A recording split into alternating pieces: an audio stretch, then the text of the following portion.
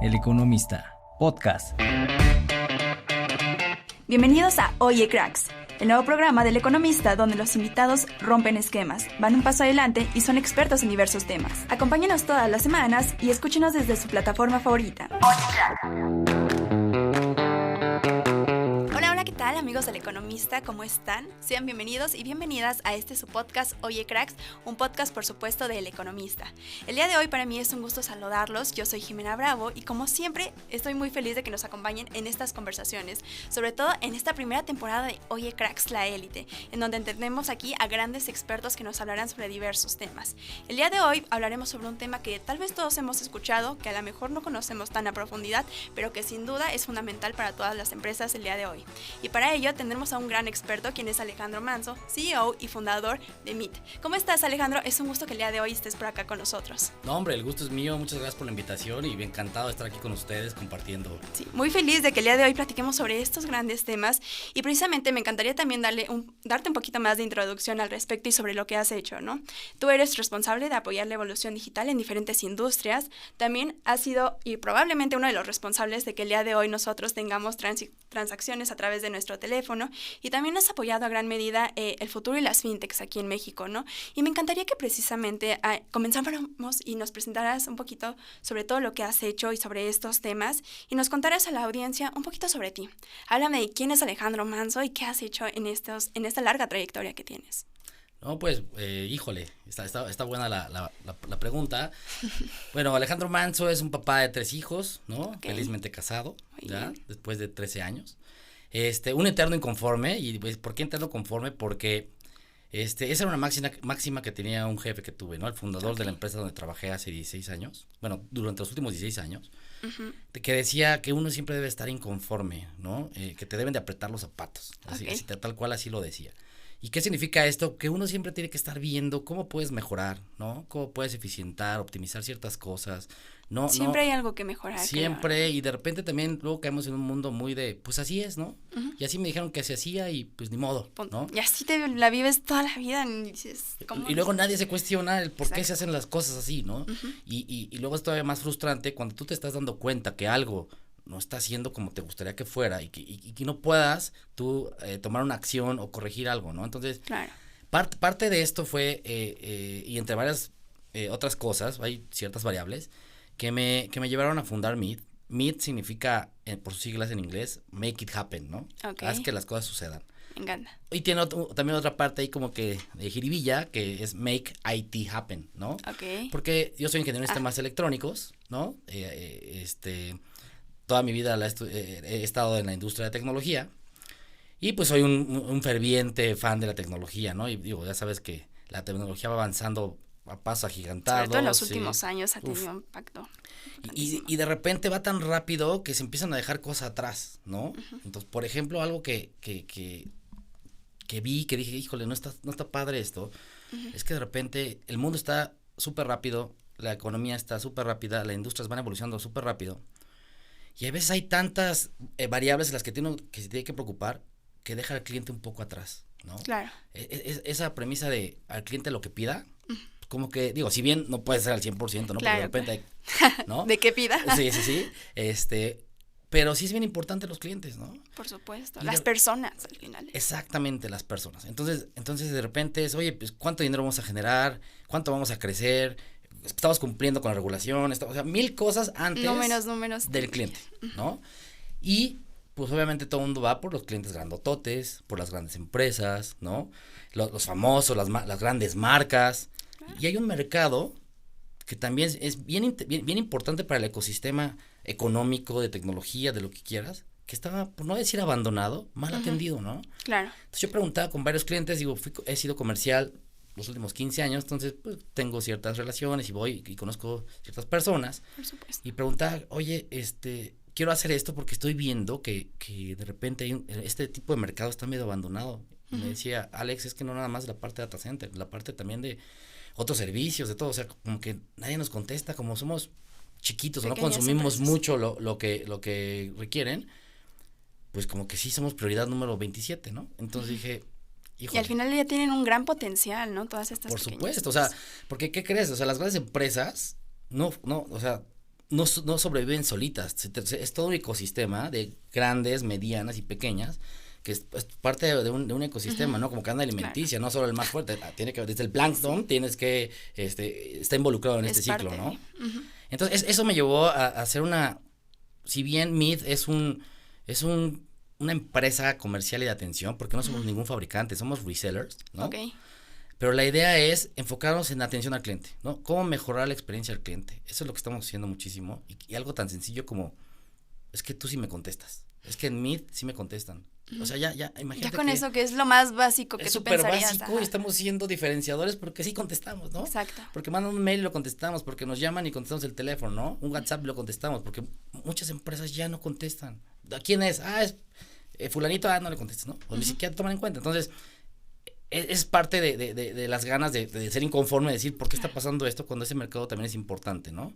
Y luego, con mi background tecnológico, pues vimos cómo vincularlo, porque ya hablaremos de los data centers, porque qué son, cómo, y aquí estamos, ¿no? Encantados de poder estar volviendo a retomar esa atención al cliente, ¿no? Claro, por supuesto. Y oye, por ejemplo, me encanta esta frase y este lema de haz que las cosas sucedan, ¿no? Háblame un poquito también de esta faceta de emprendedor que tienes, o sea, como dices, cómo vas creando Meet y cómo has sido partícipe de esta evolución digital, ¿no? Aquí, sobre todo en México. Bueno, mira, justamente también un poco traumado con el famoso de la mayoría, bueno, no voy a generalizar, pero hay muchas personas que no se va a poder. No, eso no se puede. Está complicado. Tampoco, ¿no?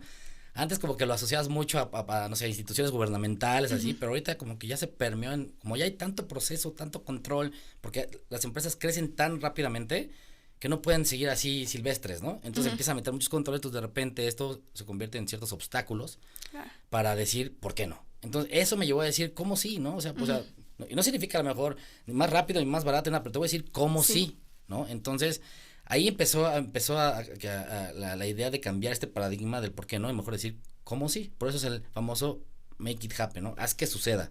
Oye, que tengo que ir allá y tomar un vuelo y bajar y luego hacer esto, pues eso es lo que tienes que hacer, hagámoslo, ¿no? Es parte. Y entonces, vinculando esto con la evolución, porque estamos apoyando mucho a la industria financiera, es que comúnmente las fintechs, ¿no? Son cloud native, nacen en las nubes y de repente, digo, no quiero poner muy técnico, pero cuando quieren hacer, tener una participación directa ante el Banco de México para hacer SPAY, ¿no? Porque también el Banco de México dijo, oye, si ya cumples ciertas transacciones, número de transacciones, cierto monto, o tienes X número de usuarios, ya no puedes estar indirectamente conmigo, tienes que estar directamente conmigo, ¿no? Okay. ¿Y qué significa esto? Que les piden ciertos requerimientos normativos, regulatorios, que a lo mejor no están tan familiarizados con ellos, ¿no? Porque ellos nacieron en las nubes, ya saben estas grandes marcas, y de repente Banco de México les dice, oye, pero tienes que estar en México, ubicado en un centro de datos. Y entonces, híjole, pues ¿cómo se come esto? ¿Cómo se mastica? ¿A quién le busco? Entonces vimos que empezaron a buscar por aquí, por allá, y con diferentes proveedores, etcétera, etcétera, y nos dimos cuenta que nosotros podemos darle la solución completita como producto llave en mano y apoyarlos, ¿no? A lo mejor, si bien a lo mejor nosotros no lo vendemos, le decimos, oye, por aquí sí, por allá no, aguas con esto. Brindarles estas soluciones y este tipo también de consultoría incluso, ¿no? Exactamente, ese apoyo y ese seguimiento, ¿no? Somos parte de la Asociación de FinTech México, como para hacer Trusted Advisor, en el cual, pues si tienen alguna duda de tecnología y nosotros los podemos apoyar y decirles por dónde es el camino, y que no anden pues así a la mitad de la carretera viendo para los dos lados, ¿no? Sí, que al final del día es una parte fundamental, pero que no todos conocemos, ¿no? Que no todos sabemos cómo se come, cómo hacer esta parte, ¿no? Entonces creo que también es muy importante. Y justamente, Alejandro, ahorita que mencionabas los centros de datos, me encantaría ya empezar a ir de lleno a este tema y háblame, ¿qué son los centros de datos, no? Nosotros tenemos esta imagen de computadoras en un lugar, pero ¿qué son realmente y para qué nos funcionan, sobre todo las empresas? Sí, fíjate que en estos últimos 20 años casi que he estado en la industria de centro de datos, he escuchado diferentes definiciones, ¿no? Claro. Y la verdad es que, a menos que estés en la industria, lo conoces bien, porque nadie repara, todo el mundo dice, centro de datos, pues donde está mi información, ¿no? Donde está la información, computadoras. O un disco duro gigante, ¿no? Exacto. Y no es así, entonces, comúnmente he tratado de bajarlo al nivel coloquial, entonces cuando me preguntan, lo que digo es, imagínate una bodega grandota, pero construida con especificaciones muy particulares como antibombas, antisismos, antidesastres naturales y con doble acometida de energía, con generadores, con banco de baterías y con aires acondicionados de precisión para que tengas temperatura y humedad adecuada. Entonces imagínate, esa bodegota es para que las compañías metan sus servidores, que son como supercomputadoras, ahí, y les aseguremos que nunca se van a pagar. Porque ahorita antes era muy común, ¿no? De, oye, fui al banco y no había sistema, ¿no? No, es lo peor que te puede pasar hoy en día. Ahora ya antes al punto eran los bancos, antes empezábamos con empresas de misión crítica, que decíamos, son aquellas empresas que no se pueden apagar, hace 20 años. Pero ahorita ninguna empresa se puede apagar, ya todo el mundo depende de la tecnología. O sea, te quedas sin internet y te vuelves loco, ¿no? Entonces, lo que aseguramos aquí es que estos servidores de las empresas de bancos, de manufactureras, de telecomunicaciones, de entretenimiento, nunca se apaguen. Aunque, fíjate, es algo bien importante de los centros de datos. Aunque México se apagara, el centro de datos podría seguir prendido. Ok. Incluso, o sea, tienes una capacidad de diésel, que algunos centros de datos podrían estar una semana prendidos, sin recarga de combustible, aunque todo México estuviera apagado, ¿no? Okay. Ahora, si tienes combustible, puedes seguir prendido siempre. Entonces, ¿qué digo también? Si se apagó todo México, pues ya para qué quieres que esté prendido. Sí, ¿no? ya no te ahí ya es apocalipsis, ¿no? No, pero igual es importante. Pero justo es la idea, que tus equipos siempre estén prendidos y la temperatura y la humedad adecuados son para que las tarjetas se tengan menos corrosión, ¿no? Para que la vida de los equipos sea más larga. O sea, no es lo mismo tenerlo aquí en una bodeguita y un mini split, ¿no? Que tenerlo en un centro de datos de clase mundial con especificaciones adecuadas. Claro, ¿no? Y oye, ¿por qué al día de hoy los centros de datos se han vuelto tan fundamentales, ¿no? Ya nos hablas de todo esto, de la importancia, ¿no? De mantener ahí, de siempre estar operando en todo momento, sobre todo en términos de empresas de bancarios o tecnológicos, pero ¿por qué al día de hoy es tan fundamental que una empresa lo tenga, ¿no? O sea, ¿están en auge los centros de datos? ¿Están en decadencia? ¿Qué está pasando con eso? No, hombre, yo creo que están en super auge, ni siquiera auge. Y nadie repara porque se empezó a hablar mucho de las nubes, ¿no? Claro. Todo cloud. Y la verdad la gente dice nube y voltea hacia arriba, ¿no? Ajá, sí. Pero a ver, ¿qué es eso? todas las nubes y las marcas que conocemos de nubes, a final de cuentas, están en un servidor físico dentro de un centro de datos, ¿no? Entonces, sí, es que ya todo es cloud. Sí, pero todas estas clouds están alojadas en un centro de datos. Entonces, como te platicabas. Dependen una de la otra al final. Claro, del día. o sea, siempre, vas a acabar en algo físico, ¿no? Hay un dato bien interesante que luego salen las comidas, les pregunto, ¿tú cómo crees que llega un mail? Si tú mandas un mail ahorita de aquí a Australia, ¿cómo llega, no? Entonces, todos, pues por el satélite, pues, ¿no? O sea, cuando les digo a la gente que el mundo está cableado, o sea, pasa por un cable. Habrá torres que microondas de un lado a otro, pero luego bajan un poste y van por fibra óptica. Y al final de cuentas hay un cable de aquí hasta Australia. Que todo el mundo dice, no lo puedo creer. Sí. Incluso hay imágenes donde se ve el mundo, como están todos estos cables submarinos, ¿no? Entonces, así como eso, al final de cuentas, todas tus fotos, todas tus WhatsApps, todos tus mails, todos los podcasts, acaban en un servidor físico. Sí. Y ese servidor físico, tiene que estar alojado en un centro de datos, porque imagínate y tiene que estar redundado para que en caso de que falle el servidor, pues tengas el respaldo adecuado, ¿no? Entonces, imagínate, estás pagando la nómina o haciendo cualquier cosa y te apaga el servidor. Entonces, por eso se asegura en un centro de datos que la energía nunca se vaya. Y todo lo tecnológico de lo que hables, todos los datos, están en un servidor, en un centro de datos. Entonces, para cualquier empresa, físicamente. Aunque de repente te dicen, está virtual, pero al final de cuentas, esa empresa que te da ese servicio virtual tiene sus servidores en un centro de datos, ¿no? Entonces, lejos de estar muriendo, al contrario, se está creciendo muchísimo. De hecho, aquí tengo un dato interesante. Se está pensando, bueno, ya se analizó, y a nivel mundial, se espera un crecimiento compuesto anual de alrededor de los 20%, 25%, ¿no? O sea, es tan grande este mercado. Ahorita estamos hablando que son un mercado de 170 billions a nivel mundial, y para 2030 va a llegar casi a 700 billions, ¿no? Entonces, lejos de morirse, está creciendo en el mundo muchísimo, ¿no? Exponencialmente. Sí. Y en México también, si quieres justo esa era mi pregunta, ¿no? ¿Cuál es el panorama actual que vive en México en cuestión de centros de datos, ¿no? Sabemos que cada vez son más necesarios, cada vez están llegando más empresas a México con todo el fenómeno del nearshoring. Platícame cómo está esta parte de justo de los centros de datos en México. Pues México se volvió ahora el honeypot de los centros de datos, ¿no? Para Latinoamérica, por su ubicación geográfica. Exacto. Estamos pegados, ya sabes, a Estados Unidos. Luego, las grandes nubes, y los grandes se llaman hyperscalers, estas grandes marcas consumidoras, están alojadas en Estados Unidos, y de repente, por ciertas normativas, ciertas regulaciones, tenían que venir a México para que los datos estuvieran en México, ¿no? Exacto. Entonces vinieron a construir sus propios centros de datos, y Querétaro se volvió el hub de centros de datos. Llegaron 9 marcas distintas, que están construyendo centros de datos, unos propios, otros para tercerizar. Querétaro por su ubicación geográfica del Bajío, ¿no? Okay. No tiembla, tiene buen clima, etcétera, etcétera. Se convirtió en, wow. Entonces en México se espera al menos una inversión de por ahí de 10,000 millones de dólares de aquí al 2030. Okay. Va a crecer, ahorita en términos técnicos se tienen alrededor de 300 megawatts de energía y para 2030 se va a quintuplicar, casi se va a llegar a 1,500 megawatts de energía, ¿no? Que ahí es donde está el reto para el país, ¿no? Poder aprovisionar toda esa energía a los diferentes jugadores que están requiriendo, ¿no? Sí, precisamente creo que ese también es uno de los grandes retos, ¿no? Entre más empresas, entre más compañías y entre más digitalizados estemos, esta parte de la energía se vuelve un reto, ¿no? Para las empresas. Háblame un poquito cómo está este panorama, ¿no?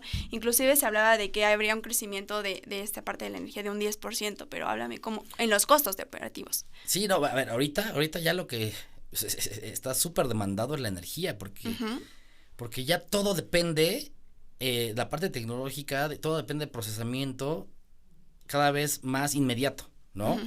Te explico un poco, por ejemplo, cuando tú tienes un servidor y llega el día de la nómina, en ese momento el servidor procesa la nómina y entonces en ese momento consume más energía, ¿no? Pero acaba la nómina y vuelve a decrecer el consumo y está más tranquilo. Bueno, ahorita con toda la parte de la inmediatez y de la inteligencia artificial y todo, el servidor tiene que estar consumiendo energía todo el tiempo, porque la inteligencia artificial está pensando... Sí, no descansa en ningún momento. 24/7, entonces el servidor está a tope, entonces ahora cada vez se requiere más energía, ¿no?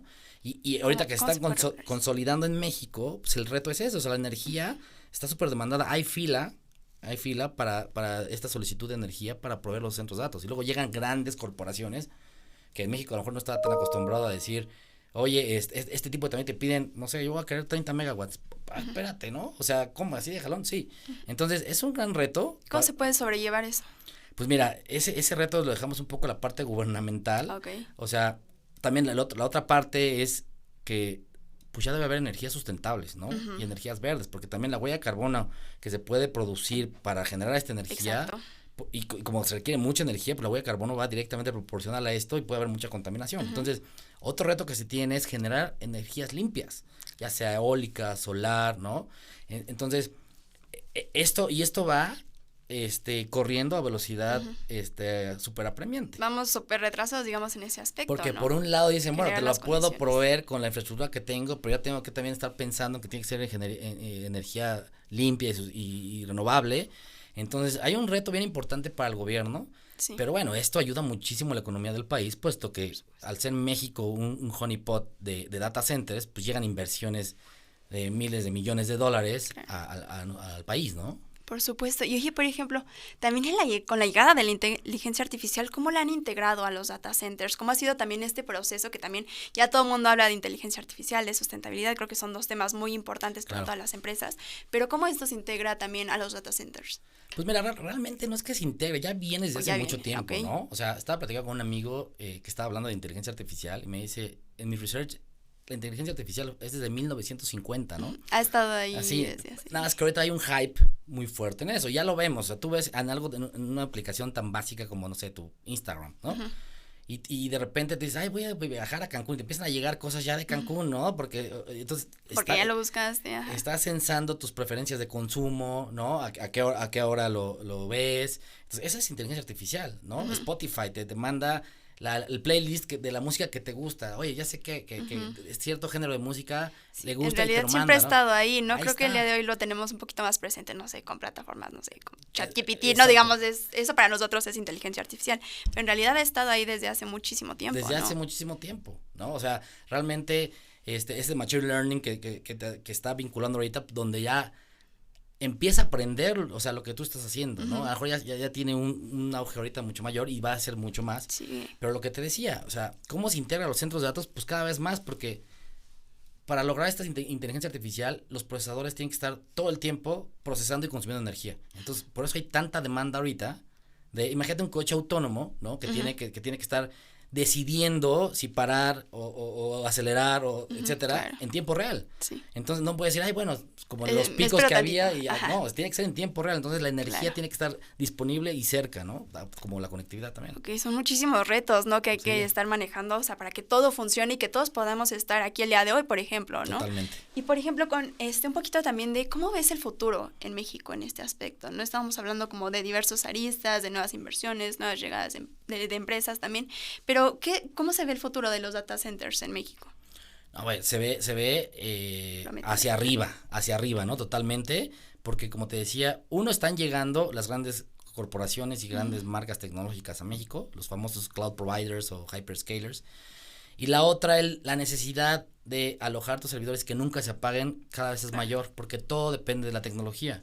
Entonces, platicando con gente de la Asociación Mexicana de Data Centers, estaba diciendo que pues, al menos se van a hacer, no sé, 15 centros de datos por año, ¿no? En los de aquí a 2030 y grandes.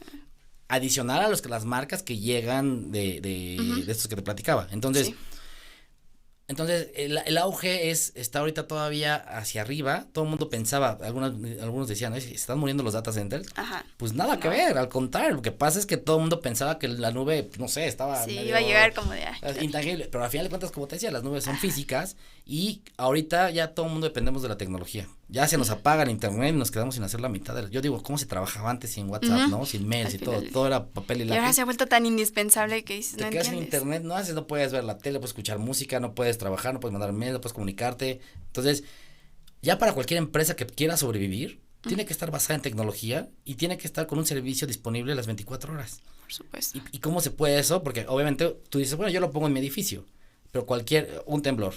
Oye, que chocó el camión en el poste del transformador y se cayó.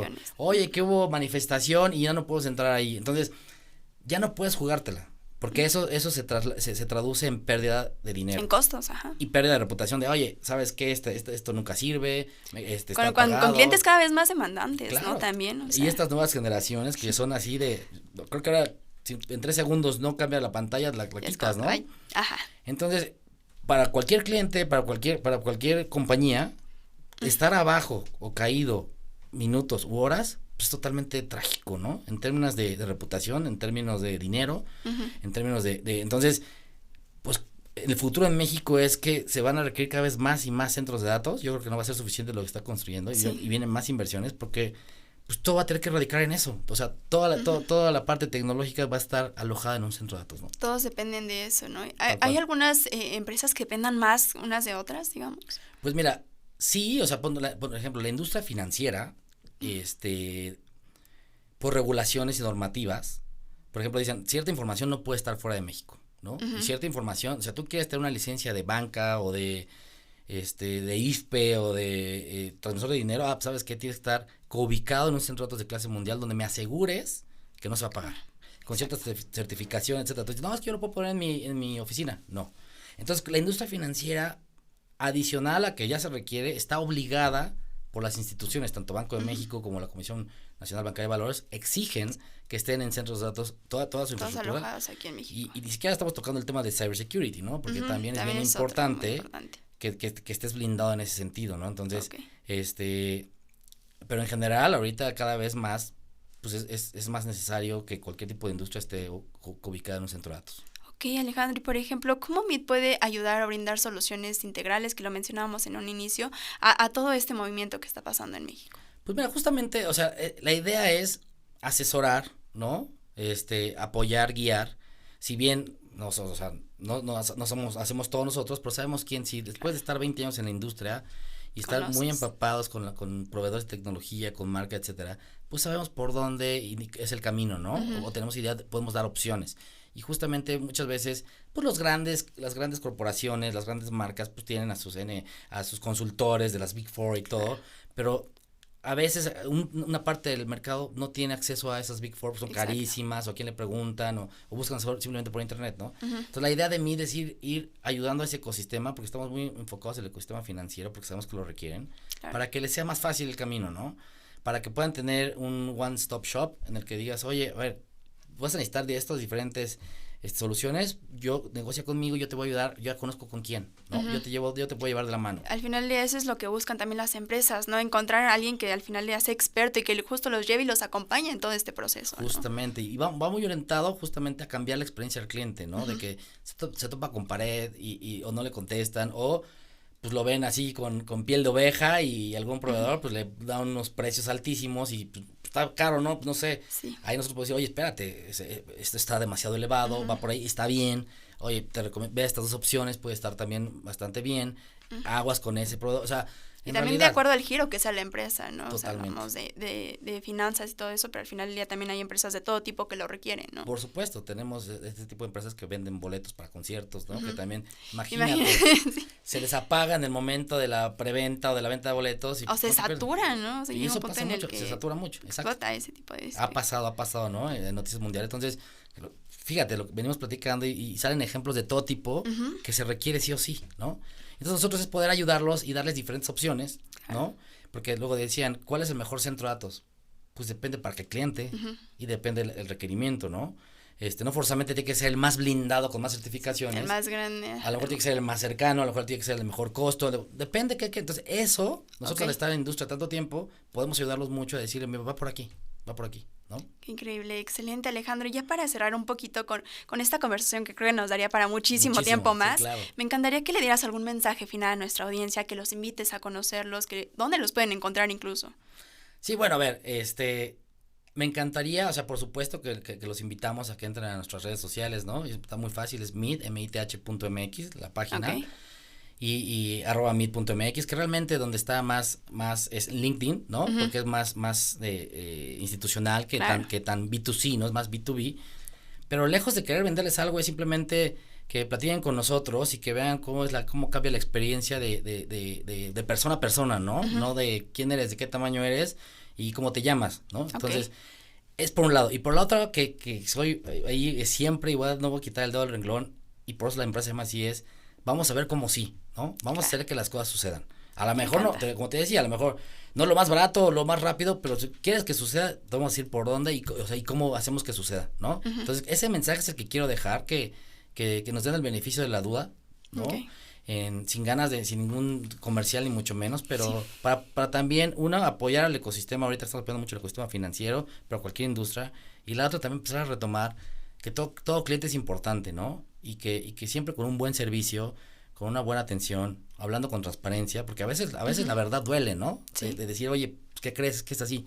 Pero creo que los clientes lo agradecen mucho que les hables con la verdad, ¿no? Oye, no voy a tenerlo una semana, voy a tardar 4. Okay. Híjole, pero es mucho mejor que digas una semana y luego tú me dijiste una semana, ya van 2, ya van 3, ya van 4 y queda pésimo. Entonces es mejor decir, oye, aguas, porque ¿y qué crees? Ya no pudimos, lo hicimos de 8, lo recortamos a 6, pero no podemos a 1, ¿no? Exacto. Entonces, al principio, pues sí es como que, para los clientes, pero después lo agradecen. Es lo mejor. Lo agradecen muchísimo. Y sobre todo en un momento en el que incluso, no sé, este contacto directo con las personas es tan importante, ¿no? O sea, estamos viviendo en una época tecnológica que sí está muy padre y todo, pero al final del día también necesitamos ese contacto, ¿no? Y que no se pierda esa atención, como dices, tan fundamental. Justamente, que también de repente lo que vas a decir perfecto es, pues la pandemia nos llevó a ver a todos a través de una pantalla. Y más yo, siendo comercial, yo siempre soy muy fan de esto, ¿no? De platicar, de vibrar, de sentir, ¿no? De que confíen en ti, ¿no? Es parte bien importante. Queremos que los clientes confíen en nosotros y vamos con ellos y nos presentamos y les decimos, mira, soy yo, es de mi socio, es del team, aquí vas a estar, te llevo al centro de datos. Por supuesto. Para que nos manda un mail y ahí que te atienden y te llega tu solicitud, ¿no? Entonces, pues estamos retomando un poco el back to basics del cliente, ¿no? Pero en una parte tecnológica.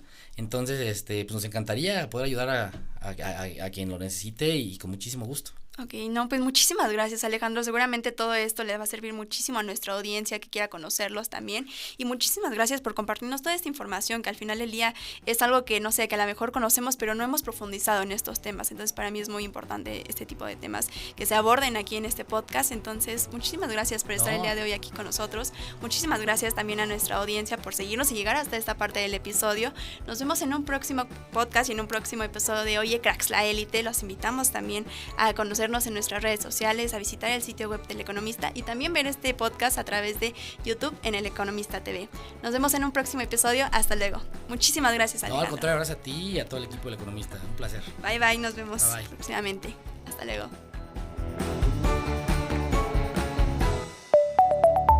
El Economista, podcast.